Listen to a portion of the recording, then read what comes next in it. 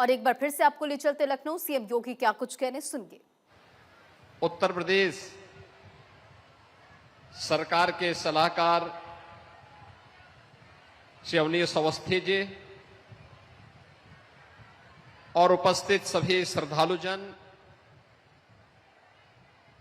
मैं सबसे पहले प्रदेश की राजधानी में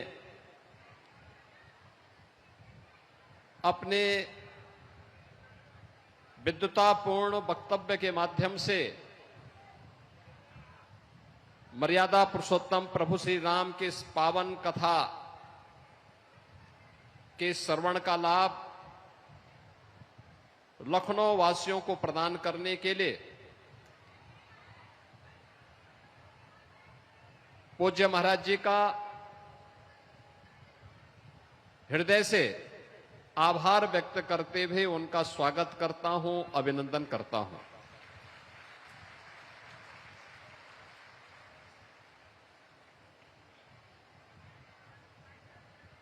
हम सब इस बात को अक्सर महसूस करते होंगे, श्री राम जन्मभूमि आंदोलन के दौरान पूज्य संतों ने इस पूरे आंदोलन को अपने जन्म मरण का प्रश्न बनाया था। इसलिए नहीं कि किसी को इसका श्रेय मिले, इसलिए इस अभियान के साथ हर संत जन, पूज्य संत जुड़े थे,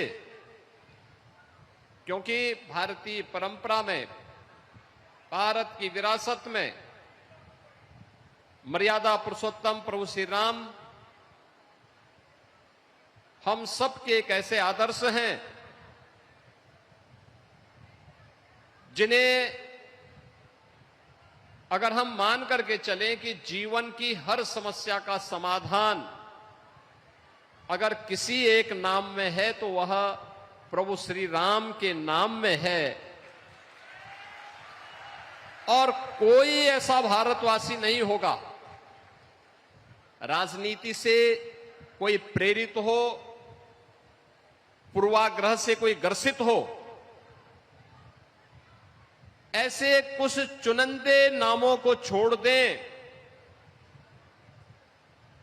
तो कोई भी ऐसा भारतीय नहीं जिसके अंदर भारत का डीएनए है, वह किसी न किसी रूप में प्रभु श्री राम के आदर्श को अपने जीवन का हिस्सा न बनाया हो। कोई ऐसा भारतीय आपको नहीं मिलेगा। और एक नाम जो उत्तर से लेकर दक्षिण तक, पूरब से पश्चिम तक हर भारतीय को जोड़ सकने की सामर्थ्य रखता था, पूज्य संतों के सानिध्य में वह नाम मर्यादा पुरुषोत्तम श्री राम का था। और इसलिए लगभग 500 वर्षों तक यह आंदोलन चलता रहा। एक लंबे समय तक आंदोलन चला। याद करिए 491। अरे अरे अरे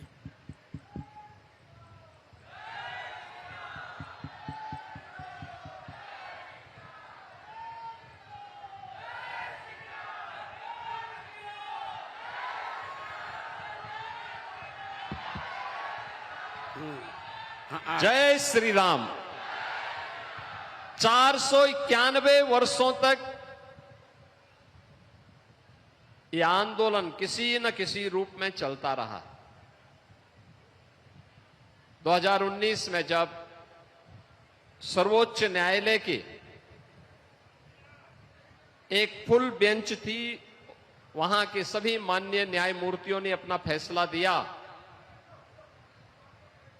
तो उस फैसले में उन्होंने सर्वानुमति से इस बात को स्वीकार किया कि जहां रामलला विराजमान है वही राम जन्मभूमि है।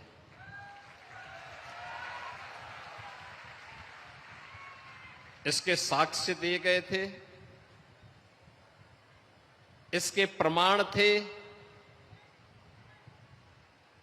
और इससे जुड़े हुए विद्वज्जनों के वक्तव्य भी थे।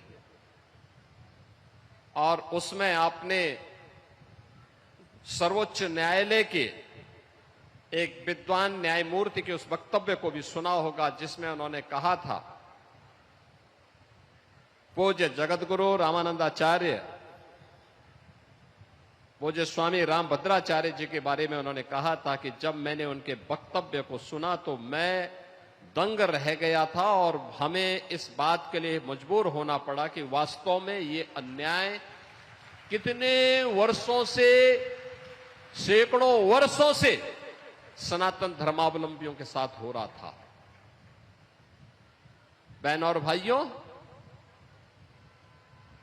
यह एक दृष्टि है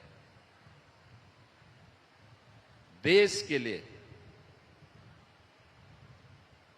दुनिया के लिए। इन पूज्य संतों की जो साधना है वह स्वयं के कल्याण के लिए नहीं है, ये राष्ट्र कल्याण के लिए है, लोक मंगल के लिए है।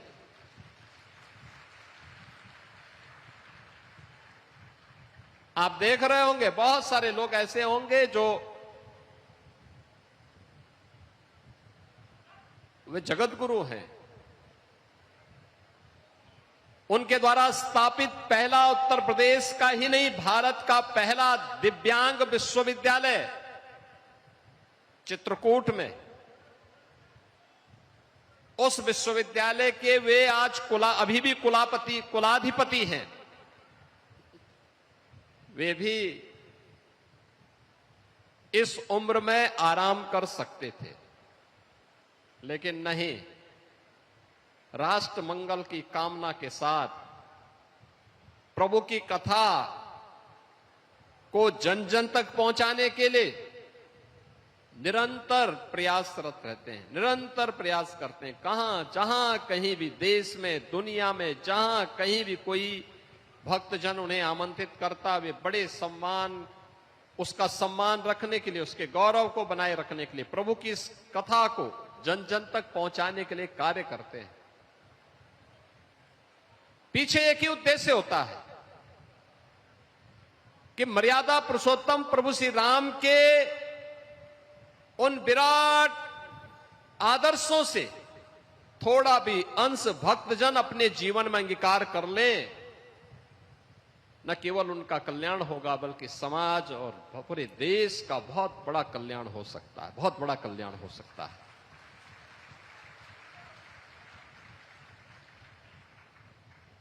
याद करिए ना, तो रावण और उसके राक्षस जो करना चाहते थे, उत्तर भारत में भी घुस चुके थे, आर्यावर्त में उनकी घुसपैठ थी।